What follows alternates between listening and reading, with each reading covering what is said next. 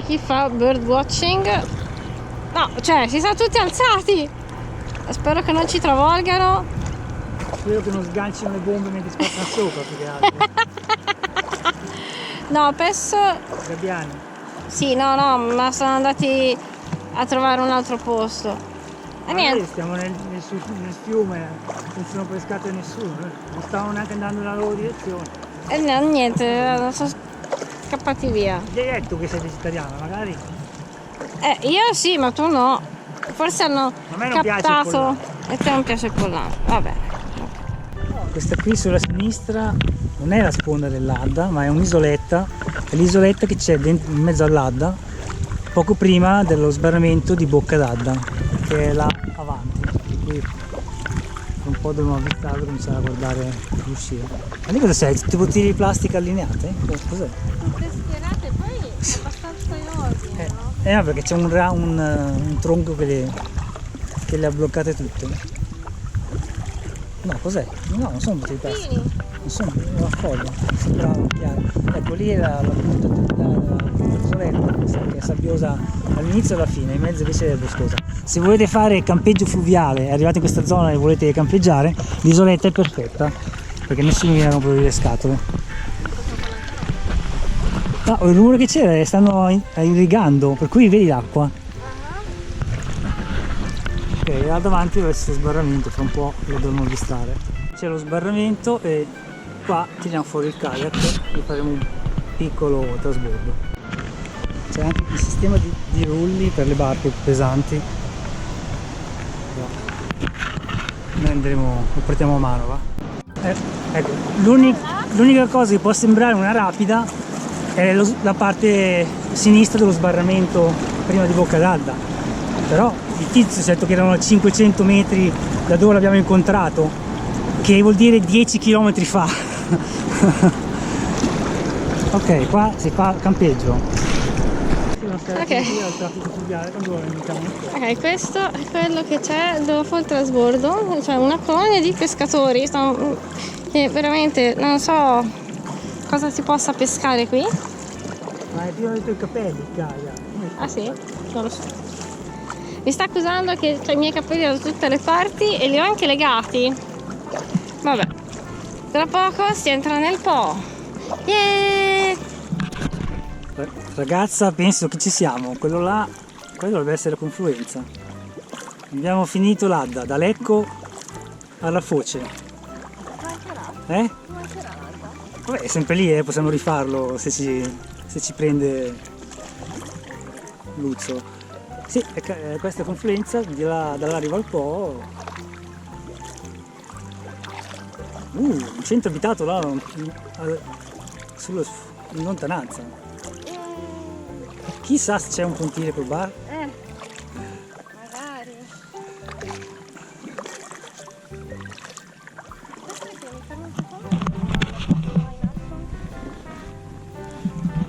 Solo quella, non facci cadere.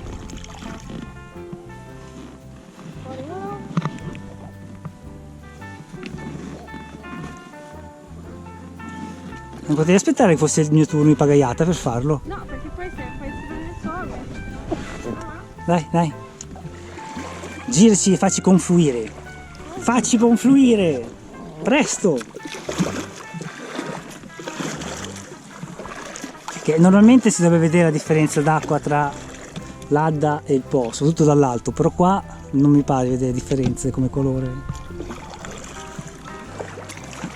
Ci siamo, gli ultimi metri.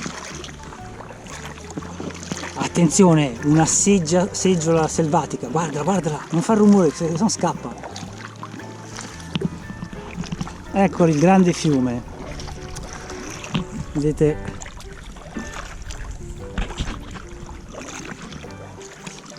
Guardate com'è largo qui. Salutiamo il Po, quindi. Ciao Po, salutiamo l'Adda dietro di noi. Grazie per questo. Ciao Adda, grazie per le emozioni che ci hai regalato. Mucchi di detriti lungo le spiagge, stivali. Si vede che approdano tutti qui. Eccoci alla confluenza. E benvenuto Po. E benvenuto Po. cui cerca di non bere qua. che non l'abbiamo fatta la profilassi antitifica lì.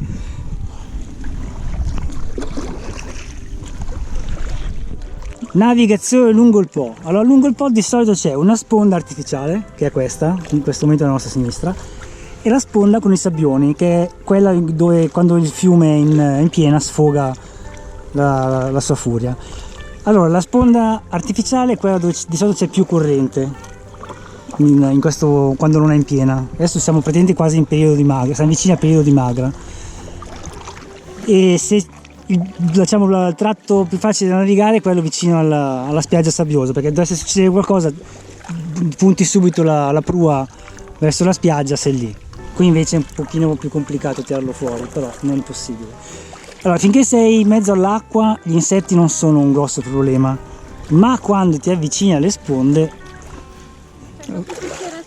ti mangiano vivo praticamente.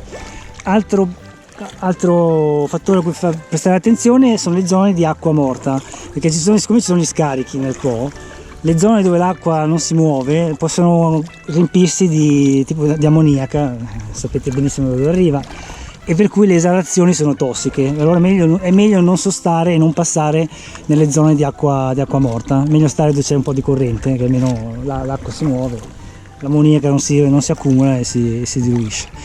Bisogna prestare attenzione alle altre barche in navigazione, perché sul Po ci sono c'è il traffico fluviale. Certo non c'è il traffico merci, perché in questo tratto superiore non è previsto il traffico merci. Era previsto da Isola Serafini, che è nel braccio inferiore, qui ora non so se l'ha chiusa, se è di nuovo in funzione o se sia ancora fuori uso. Altre raccomandazioni, vabbè, niente, stare attenti dicono ai siluri, però dubito che un siluro attacchi un carico di 4 metri di lunghezza, che il siluro sarà grosso ma il carico è più lungo, per cui dovrebbe sembrargli un qualcosa di più pericoloso. Voglio sperare, non lasciamo penzolare le mani fuori dal kayak comunque. Niente, l'acqua non è delle più pulite, per cui c'è chi consiglia di fare la profilassi antitifo, per cui 3 pasticchette a intervalli. Noi non l'abbiamo fatto, oggi facciamo solo 12 km, cercheremo anche di non toccare, di non bere nulla dall'acqua. Niente, questo più o meno è il paesaggio, ampio terreno golenare, le spiagge, qua si può far pausa quando volete. Si può piantare la tenda e bivaccare, non campeggiare, bivaccare, che è diverso. E bivaccare, se volete fare il turismo fluviale, noi ci stiamo pensando, infatti stiamo integrando anche la nostra attrezzatura. Vedendo e scherzando, ho fatto fare 220 metri a Giulia in più, adesso ricomincio a pagaiare. Poi se mi mente qualcos'altro ve lo dico. No, io sono rimasta stupitissima da quanto sia grande, cioè è proprio grande. E non hai mai sentito chiamare il grande fiume, vero? Sì, però quando sei di vista kayak ti sembra enorme, cioè ti senti veramente piccolo. Sei veramente piccolo. Sei un formichina alla fine. E niente, qui siamo sul Po, soli per ora. E con soddisfazione abbiamo passato la metà tappa, quindi insomma Cremona si avvicina. La metà tappa l'abbiamo passata ancora nell'acqua. Ok, e non mi rovinare la poesia. E io non so voi, ma sento odore di birra. Cioè il fondo è bassissimo. Siamo su un banco di sabbia. Guardate qui. Capite perché non è navigabile commercialmente? No, ci stiamo incagliando. In direzione del centro il fiume è veramente molto basso. Però conviene spostarci verso quella riva, quella sponda, perché abbiamo appena toccato con la pinna. E anche qui davanti, quello non so se è un mulinello o se si tocca lì. Vai un po' più a destra, Giulia. No, invece è un mulinello, guarda. Un mulinello, un classico mulinello del Po. Quando siamo quasi al 19° chilometro decidiamo di fare pausa pranzo.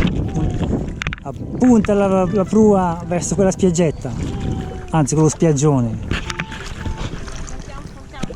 Facciamo, cioè prendiamo sotto un bel elettrodotto, così riscaldiamo anche. Vabbè, dai, fa niente. No, no, andiamo lì, va bene lì, dai. No, guarda che bella spiaggia. Beh, in effetti. Eh sì, è sabbiosa, non abbiamo un problema con i sassi.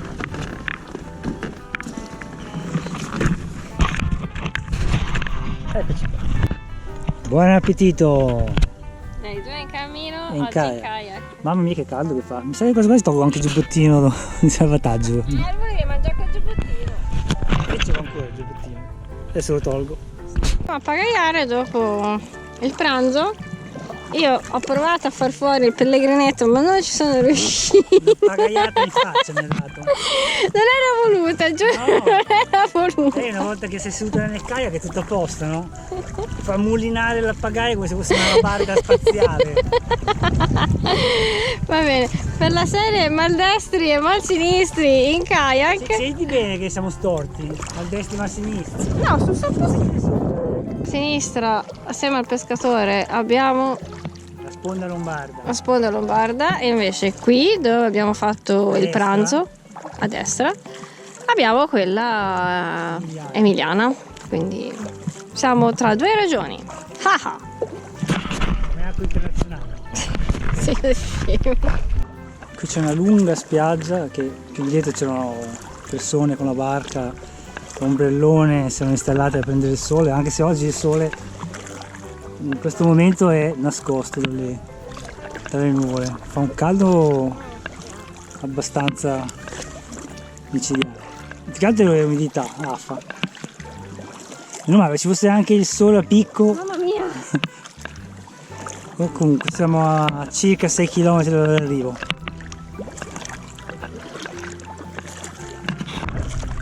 Eccola, anche il cormorano ci ha lasciato avvicinare, poi è andato anche lui. Non gli basta essere cattivo e indigesto per ritenersi al sicuro.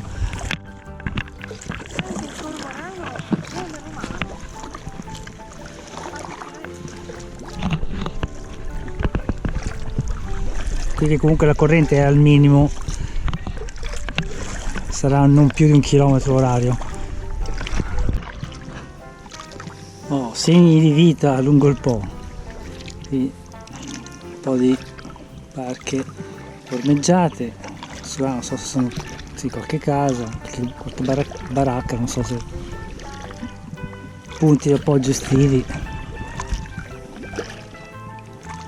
E noi manteniamo il corso principale, perché in realtà ci sono diverse diramazioni qua se uno vuole andare a esplorare, però noi stiamo andando a Cremona, per cui Cremona è dritto di là.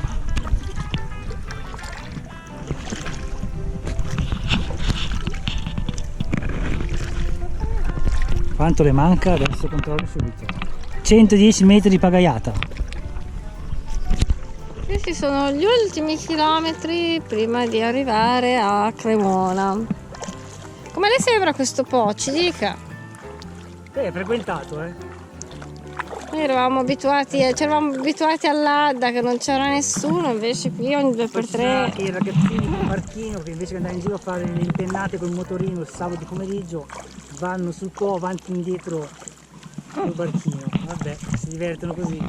Si vede che stiamo diventando vecchi, che abbiamo da brontolare su ogni cosa. Scusi, ma l'hai visto il tipo lì? Cioè, quante volte ci è passato avanti e indietro? Vabbè. Comunque, questo è il Po. Quel cartello lì davanti a noi, e anche a voi quindi, è uno dei primi cartelli che abbiamo avvistato fino ad adesso e vuol dire di star lontano dalla riva, se no ci sparano evidentemente. E noi stiamo lontano dalla riva. Qui con le tende sulla spiaggia. Villaggio improvvisato. Lì sopra c'è anche un carrellino. Sopra c'è un van, quindi probabilmente non so se portava tutti i bagnanti così. Niente, tra poco è il mio turno di pagaiata. Un altro segnale che dovrebbe essere il segnale di chiamata, per cui devo andare verso quella sponda. Ovviamente dipende dalla profondità dell'alveo del fiume. Comunque poi dopo faremo la curva e andremo in quella direzione. Qui è tornata un po' di corrente, potrebbe essere già Cremona, quella là in fondo, quella là allora è il Torrazzo, una delle 3T famose di Cremona. Signori, siamo arrivati, questa è Cremona. Ta-da! E adesso cerchiamo un posto dove sbarcare. Di Cremona, che Cremona è la città. Vabbè, dettagli. Comunque, siamo arrivati a destinazione dopo quanti chilometri? Siamo a 26 km e 80 metri. Yeah! Vediamo un po', vi faremo sapere. Siamo riusciti ad attaccare il kayak qui. L'uscita in corrente è stata molto un'esperienza. E adesso niente, qui adesso sgonfiamo tutto e andiamo in stazione a Cremona. Wow, ok. Ecco la Swinghino. Adesso devo solo andare a sgonfiarlo. Sei contento? Ok. Un'ultima occhiata sul porto fluviale di Cremona. L'uscita è qui, ma accidenti, è in corrente, guardate la velocità, abbiamo fatto una fatica, abbiamo dovuto oltrepassare il pontile, fare un'inversione a U e poi controcorrente siamo accostati al pontile, perché accostarsi al pontile in favore di corrente sarebbe stato complicato.